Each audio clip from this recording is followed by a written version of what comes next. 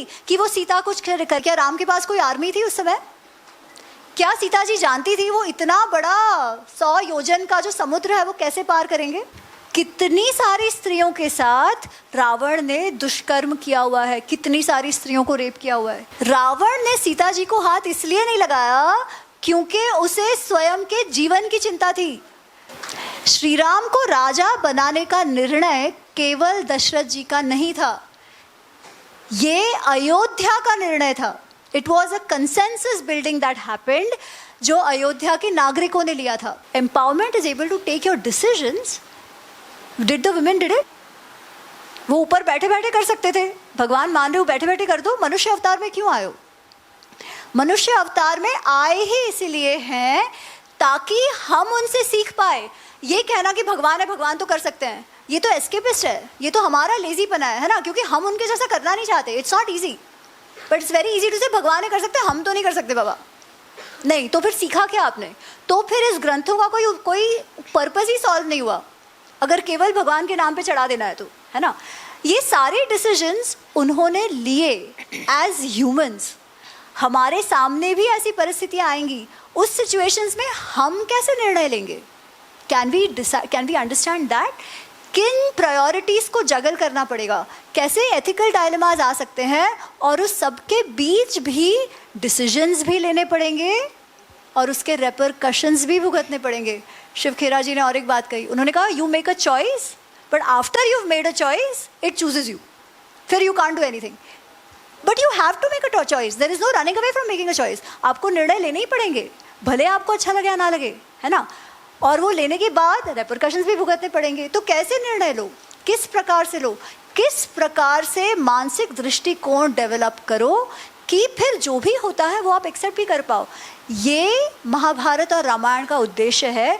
ये हर एक पात्र उसमें से हमें सिखा रहा है, क्या करोगे तो अच्छा होगा, क्या करोगे तो बुरा होगा, किस भाव से निर्णय ले रहे हो। क्या आप इस भाव से निर्णय ले रहे हो कि मुझे अच्छा लगा तो मुझे करना है बस, मुझे पांडव पसंद नहीं है तो भाई कुछ भी हो जाए, भले मेरा पूरा खानदान नष्ट हो जाए, उनको तो मैं परेशान करके रहूंगा। क्या इस भाव से कर रहे हो?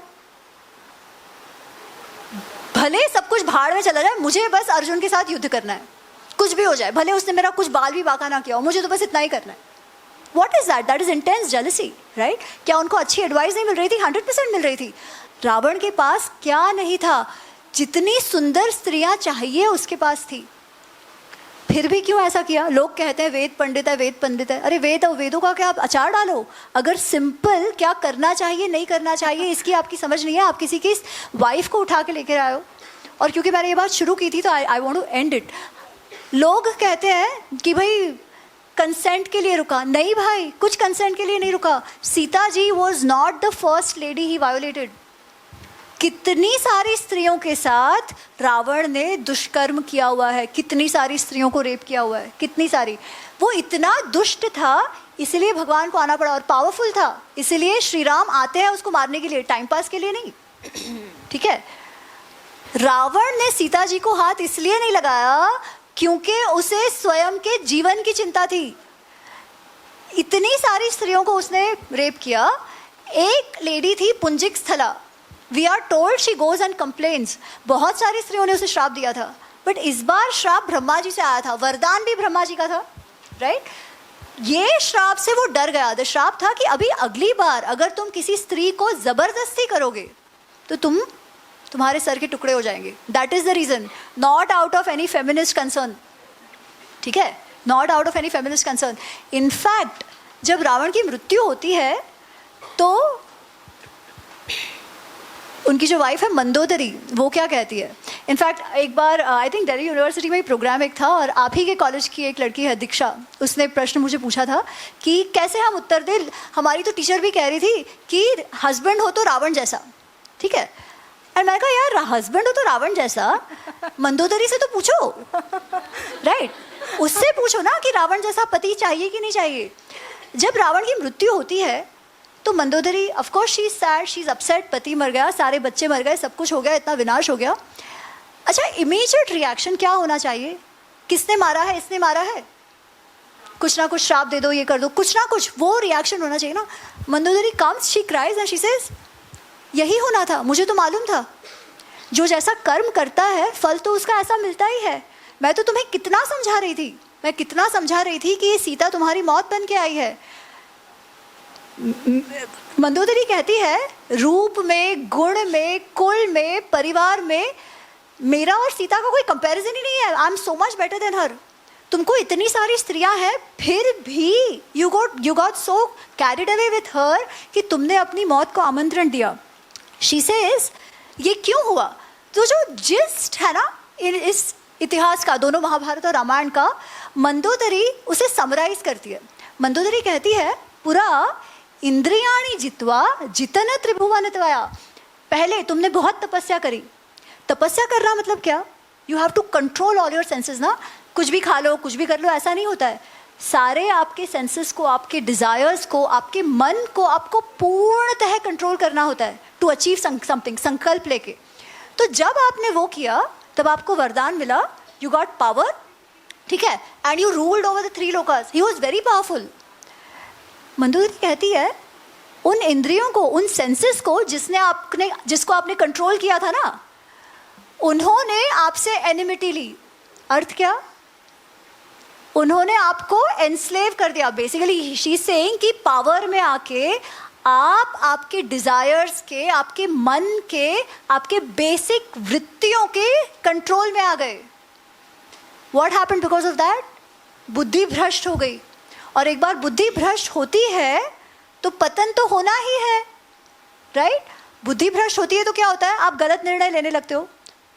आपको सबने बताया कि भाई तुम क्या कर रहे हो, सीता को जाने दो, सीता को जाने दो। सबने आपको बताया, पत्नी ने बताया, माता ने बताया, दादा ने बताया, नाना ने बताया, सबने बताया, भाई ने बताया, पर आप सुनना ही नहीं चाहते। विनाश काले विपरीत बुद्धि।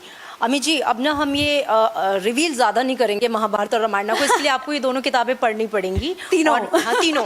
तो आइए अब थोड़ा सा इन्हीं ग्रंथों के माध्यम से विमेंस को भी लेते हैं। तो मैं आपसे ये जानना चाह रही थी कि महिला पात्र आपका फेवरेट कौन है, सशक्त आपको कौन सा लगता है और क्यों लगता है? दूसरा, शकुंतला, कुंती, द्रौपदी, कैकेयी, सीता, ये पात्र आज की महिला के आत्मनिर्णय को कैसे परिभाषित करते हैं? क्योंकि हम विमेन एम्पावरमेंट की बात करते हैं, हमको लगता है हम एम्पावर में हैं, मॉडर्न ज़माने में हैं।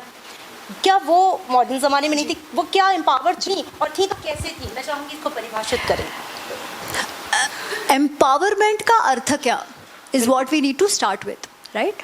What does it mean to be empowered? Empowerment मतलब क्या? You have agency to speak, you have agency to decide. क्या तब की स्त्रियों में वो एजेंसी थी? I can tell you here, unlike what you have seen in the television or read in fiction, उन सब के पास थी। These women are very, very assertive. These women are taking their own decisions. But to take your decision does not mean you have to always be a rebel against your families. It does not mean कि आपका जो कर्तव्य है आपके परिवार या पति या बच्चों या जिसके भी प्रति, वो आप पूरा ना करो। Empowerment does not mean and should not mean स्वच्छंदता, माय वे और हाईवे। क्योंकि अगर आप ये चाहते हो माय वे और हाईवे, तो याद रखना सामने वाला भी वही करेगा। आप ये नहीं कह सकते कि माय वे और हाईवे मेरे लिए, बट नहीं, you also do my way, right? ये नहीं हो सकता। जब ये होना शुरू होता है तब प्रॉब्लम्स शुरू होते हैं। So what is empowerment? Empowerment is being able to speak up. Empowerment is able to take your decisions. Did the women did it? 100%, every single one of them. पर क्या उसका अर्थ ऐसा है कि लोगों की लाइफ में प्रॉब्लम्स नहीं आते? हर एक स्त्री के लाइफ में प्रॉब्लम आया है, इतिहास में आया है, बट क्या केवल स्त्रियों के लाइफ में प्रॉब्लम्स है? सबके लाइफ में है। कोई भी ऐसा है, कोई भी वन पर्सन जिसके लाइफ में प्रॉब्लम्स ना हो? आप भगवानों को ही ले लो यार, कृष्ण को ले लो। जनरली कृष्ण के लिए हम क्या सोचते हैं? लीलाधर, बेसिकली ऑल पॉजिटिव ना। पर उनकी लाइफ क्या है? जन्मे तब से माँ बाप से अलग, है ना? माँ बाप से अलग गांव में जाके रह रहे हैं। थोड़े बड़े हुए 11 साल के, फिर वो सब छोड़ के मथुरा में मामा जी को मार दिया, कुछ टाइम रहे, फिर भाग जाना पड़ा द्वारका। फिर एंड में उनकी आंखों के सामने उनका पूरा परिवार एक दूसरे को मार देता है। आप सोचो हम सब उस परिस्थिति में होते तो क्या होता? हम लोग डिप्रेशन के मरीज होते। कृष्ण के साथ हम वो एसोसिएट नहीं करते, हम दुख तो देखते ही नहीं है। क्यों? क्योंकि उन्होंने अपना जीवन ऐसे जिया। And this is true for every single character, every single person. Of course, people deal with it in different ways. तो प्रॉब्लम सबके लाइफ में आए हैं, इन स्त्रियों के भी लाइफ में आए हैं। प्रॉब्लम आना मतलब मिसोजिनी नहीं होता, ठीक है? In fact who was the most misogynist character in Mahabharata? Karna. Who was the most misogynist character in Ramayana? Ravana. उन लोगों को हमने ट्विस्ट करके ग्लोरीफाई करना शुरू कर दिया। और जो एक्चुअली ऐसे हैं, जो स्त्रियों को रख मानते हैं, उनके ओपिनियंस का केयर करते हैं, उसको हमने स्त्री द्वेषी बना दिया बिकॉज ऑफ रॉन्ग अंडरस्टैंडिंग। इसमें से मैं किसी का भी पात्र उठा सकती हूँ, you tell me which one, because I love all of them. Shakuntala से लेके, अहल्या से लेके, सत्यवती से लेके, द्रौपदी, कुंती, सीता, हर एक कैरेक्टर इतना अच्छा है। मैं तो सीता जी के लिए बहुत दुखी हूँ, इसलिए सीता जी का ले लीजिए। सीता जी जी ठीक है, कूल। वन में जाने का जो प्रसंग है, सबसे पहले तो अगर सीता जी और श्री राम के संबंध को जानना होगा ना, तो शुरुआत से जानना होगा। वाल्मीकि जी कहते हैं उनके बीच कैसा प्रेम था। श्री राम और सीता को एक दूसरे से शब्द भी नहीं कहने पड़ते थे, उनके हृदय से बात करता था, ऐसा उनके बीच संबंध था। वन में जाने का निर्णय सीता जी का स्वयं का था। श्री राम उल्टा उनको कह रहे हैं कि बाबा वन तो बहुत भयानक जगह है, इट इज़ वेरी डेंजरस। तुम तो कभी वन में रही नहीं हो, तुम तो महलों में पली बड़ी हो, वहाँ कैसे रहोगी? जंगली जानवर है, ये है वो है। सीता जी कहते हैं नहीं मैं तो चलूँगी। फिर श्री राम कह रहे हैं अरे खाने को तुम जो सोचती हो ऐसा नहीं मिलेगा, ज़मीन पे सोना पड़ेगा, कब क्या होगा पता नहीं चलेगा। सीता जी कहती है अरे वाह, क्या मेरे पिताजी जानते हैं कि उनका जमाई जो है वो पुरुष रूप में स्त्री है? सीता जी कहती है क्या मेरे पिताजी जानते हैं कि उनका जमाई पुरुष रूप में स्त्री है? क्यों कहती है वो कह रहे आप मुझे डरा रहे हो कि यहाँ इतना डरावना होगा, आप मेरा ध्यान नहीं रखोगे, आप मुझे डरा रहे हो। She is basically telling him आप मुझे डरा रहे हो कि वहाँ इतना भयानक है, पर आपकी तो ड्यूटी है ना मेरा ध्यान रखना, तो आप मुझे क्यों डरा रहे हो? She is not trying to taunt him in a bad way. It is a husband-wife relation, right? She feels comfortable telling him that. And Shri Ram, और फिर वो रोने लगती है। श्री राम ये नहीं कहते अरे हाउ डेयर शी से दिस टू मी, यार मेरा ईगो, मेल ईगो हर्ट हो गया, नहीं। वो उनको हग करते हैं और कहते हैं देवी तव बत दुखे न स्वर्गम अपि न अभिरोचे। हे देवी, तुमको दुख देकर तो मुझे स्वर्ग की भी कामना नहीं है। ऐसी कोई शक्ति नहीं है जो मुझे रोक सकता है, जो तुम्हें कुछ होने देगा जब मैं तुम्हारे साथ हूँ। मैं तुम्हारी पूर्णतः रक्षा कर सकता हूँ, परंतु तव अभिप्राय अविज्ञाय वासम न रोचय अरण्य। वो कहते हैं तुम्हारा अभिप्राय जाने बिना, पिकनिक के लिए तो नहीं जा रहे थे, वन में जा रहे थे, एग्जाइल था, ठीक है, कठिन जीवन था। ही सेड मैं तुम पर वो थोप नहीं सकता था। तुम्हारा अब जब मंतव्य है, तुम चाहती हो कि तुम साथ चलो, तब दुनिया की कोई शक्ति नहीं है जो मुझे रोक सके। मेरे साथ चलो, मेरी सह धर्मचरी भव। वो बोलते हैं कि हर धर्म में तुम मेरा साथ निभाओ।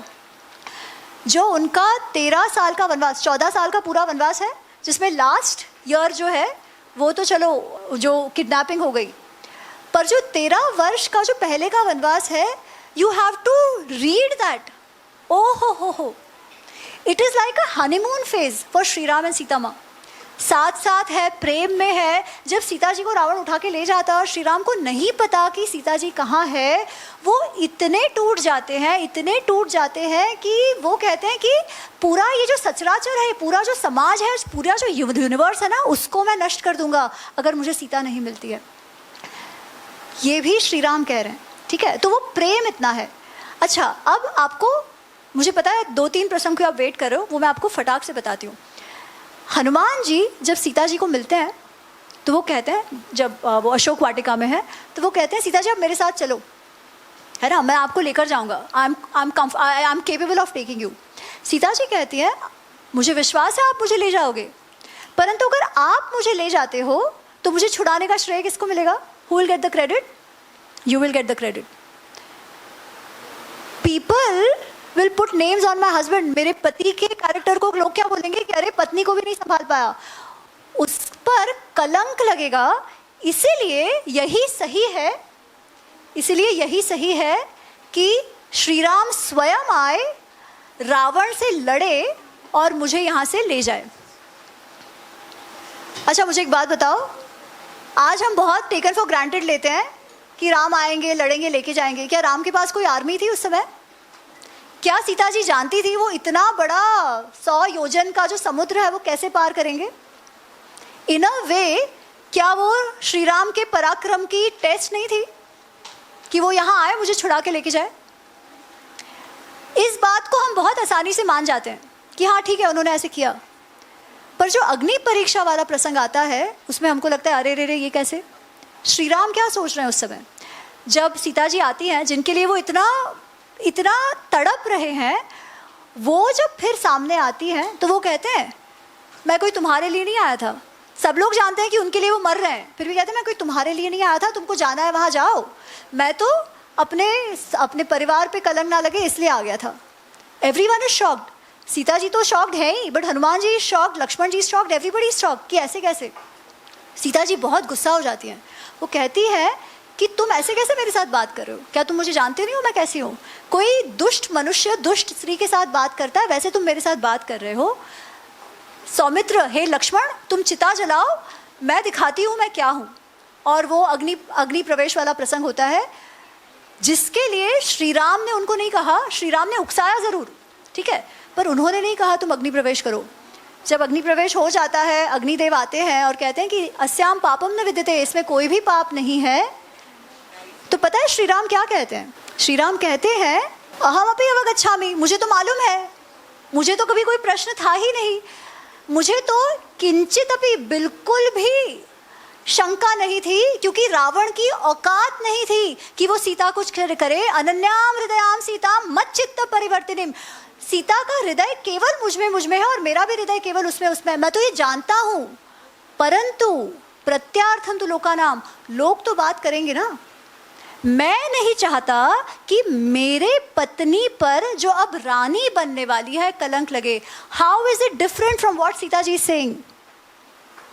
What has Sita ji said? मेरे पति पर कलंक नहीं लगना चाहिए. फिर उसके लिए वो कुछ भी करे, 100 योजन का पुल बांधे, यहाँ आए, रावण को मारे. रावण वॉज वेरी शक्तिशाली, ठीक है, मेरे को कुछ नहीं पड़ा, उस पर कलंक ना लगे. श्री राम भी वही कर रहे हैं ना, क्योंकि जब वो वापस जाएंगे तब सीता जी केवल उनकी वाइफ नहीं है. सीता जी क्या है? She is going to be the queen of Ayodhya. And when you are a public figure, when you are in position of leadership, you are accountable to the people. You may like it or you may not like it. It is as simple as that, right? अब ये सारा मैं अपना कुछ नहीं कह रही हूँ कि ये मेरा इंटरप्रिटेशन है, नहीं, ये वाल्मीकि जी ने कहा है. पर क्यों इस बारे में बात नहीं होती? ये प्रसंग जब आप देखते हो तो क्या आपको लगता है मिसोजिनी है इसमें? या you have a lady who is also deciding मैं तुम्हारे साथ नहीं चलूंगी, मेरा पति आए मुझे लेकर जाए, राइट? और a lady deciding कि she understands, इसीलिए she doesn't even hold this against Shri Ram, right? What do we take away from this? यार लाइफ में ना सारे टाइप के प्रॉब्लम्स आते हैं, स्पेशली आप जब पब्लिक फिगर हो, सब प्रकार के प्रॉब्लम्स आते हैं. What do you do? Shri Ram अगर राजा है तो सीता जी भी रानी है. She is not just a wife. Shri Ram is also not just a husband. He is a Raja. What do we expect of our leaders? अगर हमारा लीडर है और उसको कभी पब्लिक लाइफ, हमारे जनता और पर्सनल लाइफ में चूज करने का समय आए, तो हम क्या चाहते हैं कि वो करे? हम क्या चाहते हैं कि वो जनता को चूज करे ना, क्योंकि उसको मंत्री किसने बनाया है? जनता ने बनाया है, परिवार ने नहीं. हमारे लिए हम ये मापदंड रखते हैं, पर हम चाहते हैं कि श्री राम ने जनता को छोड़ देना चाहिए था. ऐसे कैसे, right? This is where it gets very interesting. This is where the dharma sankat comes. Now look at जो उत्तरकांड की बात होती है, उनके पिताजी ने क्या किया? सबसे पहले तो जो उत्तरकांड की बात है, जो लोग कहते हैं एक धोबी ने बोल दिया और सीता जी को त्याग दिया, प्रसंग ऐसा नहीं है. मैं आप सबको जो बुक में लिखा है वो सब बता रही हूँ, but that's okay. When you go back, I want you to go back with this, that भाई don't fall for random narratives thrown at you. Do your own research, पढ़ो, जानो, समझो कि ये क्या है।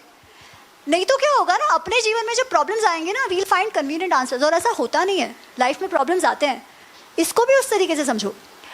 होता ऐसा है कि श्री राम बैठे अपने सभा में, और वहाँ पे उन्होंने बहुत सारे जो नट नटी होते हैं ना, जो ड्रामा करते हैं, प्ले राइट्स होते हैं, उनको बुलाया है, क्योंकि उस समय उनसे वो स्पाइंग का काम कराते थे। तो वो पूछते हैं कि क्या चल रहा है मेरे अयोध्या में, सब खुश तो है, मेरे से सब अच्छे तो हैं? तो बोलते हैं हाँ हाँ बहुत अच्छा है, बहुत अच्छा है, बहुत अच्छा है। फिर वो चुप हो जाते हैं। श्री राम पूछते हैं क्या हुआ बताओ। फिर फाइनली वो कहता है कि श्री राम ऐसी ऐसी बात चल रही है, लोग कह रहे हैं कि श्री राम ने अपनी पत्नी को वापस कैसे ले लिया, वो तो रावण की क्रीड़ा स्थल में थी, वहाँ क्या हुआ होगा किसी को नहीं मालूम, फिर भी उन्होंने ले लिया। इसके कारण क्या हो रहा है, राजा जो करता है वैसा प्रेसिडेंट सेट होता है। हमारे घरों में ये हो रहा है, लोग मोरालिटी मान ही नहीं रहे हैं, जो चाहे वैसा कर रहे हैं, हम किसी को रोक भी नहीं पा रहे, क्योंकि लोग कह रहे हैं राजा को प्रॉब्लम नहीं है, तुमको क्या प्रॉब्लम है। अब क्या करूँ, अब what do you do, you have multiple options. You can say कौन बोल रहा है ऐसा, इधर लेके आओ, सूली पे चढ़ाता हूँ। तब हम क्या कहते, हिटलर निकला, कहते कि नहीं कहते कि किसी को फ्रीडम ऑफ एक्सप्रेशन भी नहीं है।